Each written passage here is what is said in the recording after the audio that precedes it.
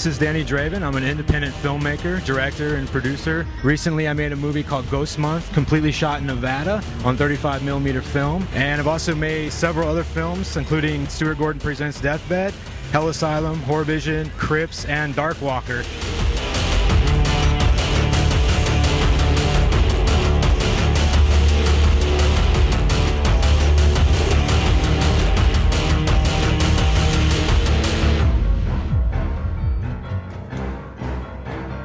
The very first movie I produced was a movie called Crips. It was a urban horror comedy. It was one of those movies that was, at that time, was a made-to-order kind of production. As I told you, the consequences will be severe. I had worked with J.R. Bookwalter in Tempe Entertainment, and at the time he gave me the opportunity to make some movies for Full Moon, and Crips was the first one, and that was the first one I actually got kind of thrown into producing. I just kind of went in head first, and then every movie since then I usually produce and direct. Those are some dead motherfuckers. Film school is great. There are a lot of things when I was in film school that I learned, a lot of theory and things that I was turned on to that I may have not been turned on to if I didn't go. But as far as actually getting my hands dirty, I didn't. When I got out of film school, I didn't have enough experience to step on a set, to direct a movie, to produce a movie. I had to do it on my own and learn by trial and error. And, you know, occasionally you'll see errors in movies, things we couldn't fix for whatever reasons. But all those things aside, it was a learning experience, and it was far more valuable than any film school by being just thrown into situations where you have to think on your feet and solve problems. There's no experience like it, no film school, no MFA program, anywhere. You just have to do it yourself. Action!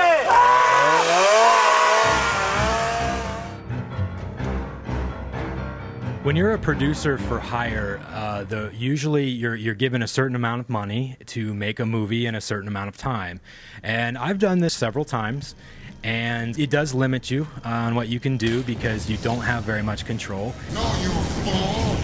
The master's not going to like that. One really good piece of advice I can give you for producing a movie is if you're being financed or if you're using your own money, make sure you have your entire budget in your bank account before you start shooting. I've been hired to produce movies where I didn't have all of the money in the bank when we started shooting. The problems that causes is when you're piecemealed money out, you only get a certain amount of money every week while you're in pre-production, production, post-production. I would have a location out, I would have actors, crew, people that need to be paid, and I'm dependent on my executive producer and their financial situation at that particular week. I sweated it for a couple days. Luckily the money came in and everything was okay, but writing a check on a bank account where you're waiting on money from your financing source is kind of a scary thing to do. So make sure you have that money in the bank account before you start shooting.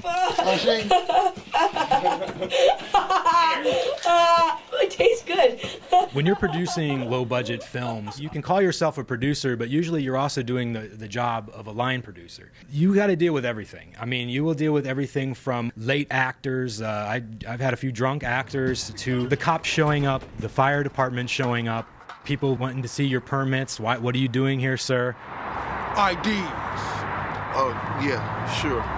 When you're producing a movie for someone else, usually you don't have final say on the cast for your show. That's one thing I really like about being an independent filmmaker, completely separate, is you can actually decide on who is going to be in your movie and who is not, and you don't have to put anyone's girlfriend, lover, or whatever into your film. No. I mean, on my films, we just can't afford it. And so I end up doing most of the producing work myself, just because, one, I want to write every check. I want to know exactly where every penny of that budget is going. Because of the circumstances, because we only have 6-8 days to shoot a film in, I need to know where every $5, $10 check is going at all times, and I have to sign every single one of them. And you have to do it that way because you have to make sure every penny that you spend is on the screen. You don't want to be spending $50, $60 on little comforts, you know, like little refrigerators for your production office. That money should go on the screen. Stuart Gordon Presents Deathbed was a movie that we shot for $35,000. $25,000 of that was actual production money to actually shoot the show, and 10 of that was actual post-production. And we shot it in LA, right down on Melrose. Oh, baby, I ain't my dress with my gourd. Stuart and I teamed up. I guess he kind of wanted to see how some of these low-budget films were made. It was a lot of fun. He's a great guy. Deathbed was an 8-day shoot and 5 weeks of post-production.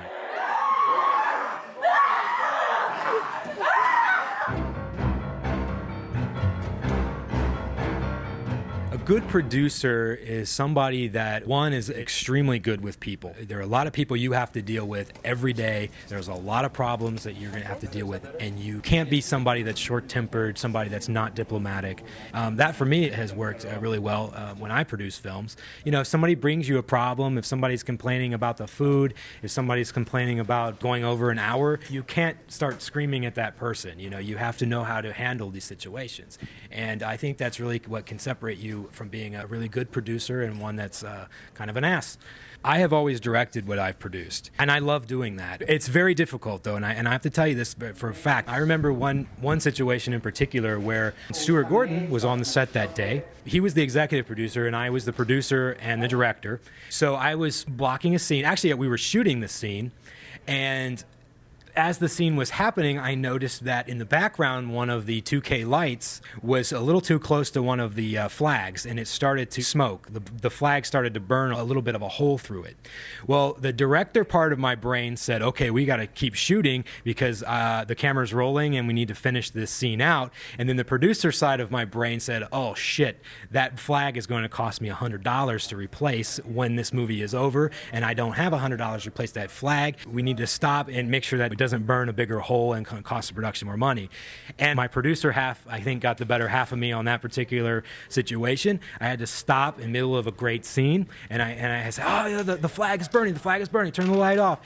And I remember Stuart was saying, I think he leaned over and said something along the lines of, don't worry about the flag. It's just a flag. But my producer side kept saying, I had to stop. I have to save the movie money. I have to save it money. When you're producing and directing at the same time, and in my case, I was line producing at the same time, you deal with all the details from when people are showing up to what time food is coming.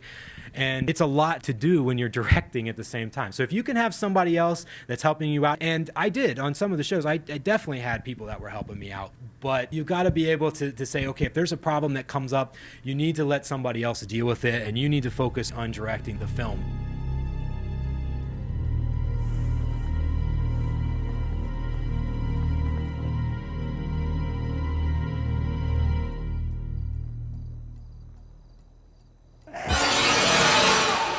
Making independent films, you really got to know everyone's job, and that's always been a fun part for me because I'm extremely technical. I'm also an editor, and I just know everyone's job, from the line producer to the production managers to the gaffer, the DP. I know how long a lighting setup should take. You have to know these things in order to be a really good producer, because it's your job to know everyone else's job and to make sure everybody else is doing their job okay.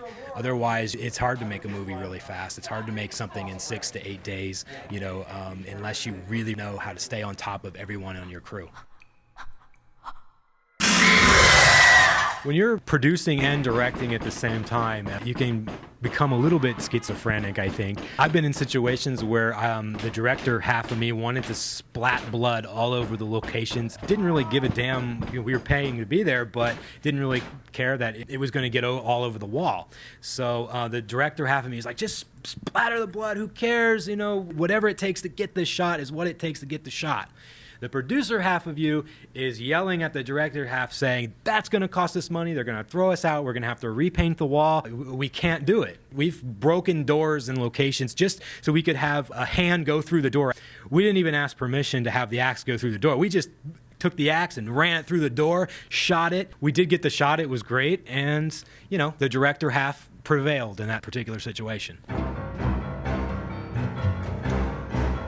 We actually made Dark Walker in Fresno. We actually shot for 12 or 15 days, but we had a full run of this haunted amusement park in Fresno called Hobbs Grove. Little tarot cards were made. They had a lot of these cool little marketing things afterwards.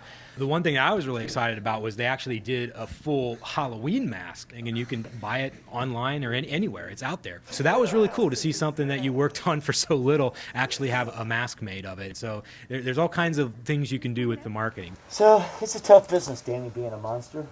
But, I just hang out here with my little homie house, you know what I'm saying? And I wait till the next victor comes along. I stopped making these sort of really fast cookie cutter shows because I really wanted to concentrate on something that I had complete 100% control of from beginning to end. So that spawned a movie called Ghost Month. We shot it for 10 days, and we shot it on 35 millimeter. I've always wanted to shoot on film from the very beginning. From the very first movie I directed, but we just couldn't do it for whatever reason, and it wasn't really my decision ultimately. So I never got that opportunity until Ghost Month. There's so many productions that are being shot on digital or 24p these days. I wanted to be a little different on this one and have, if the pile over here is digital and then the pile over here is film and there's only a few shows in it, I wanted Ghost Month to be in the film pile. It was more expensive. I cut costs during the show, and I don't regret it.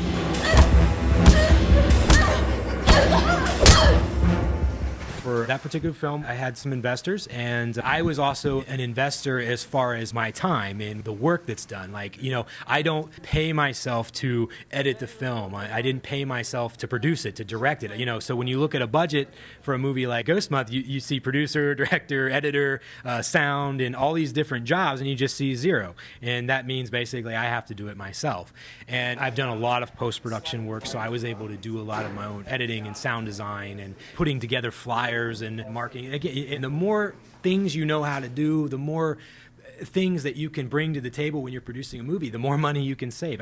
If I would have had to pay for all those things that I was able to do myself, that budget would have probably doubled, at least. There's too many to name. I like them all. There's nothing more gratifying than producing your own damn movie. When I made Ghost Month, every stage of that film I had control over. And for the first time, out of all the crazy, strange movies that I've made, that was the very first time where I actually felt, this is something that I can be really proud of. I produced it, I directed it, I edited it, I took it through almost every single stage you can possibly imagine. And, there is no more gratifying feeling in the world than to be 100% truly independent.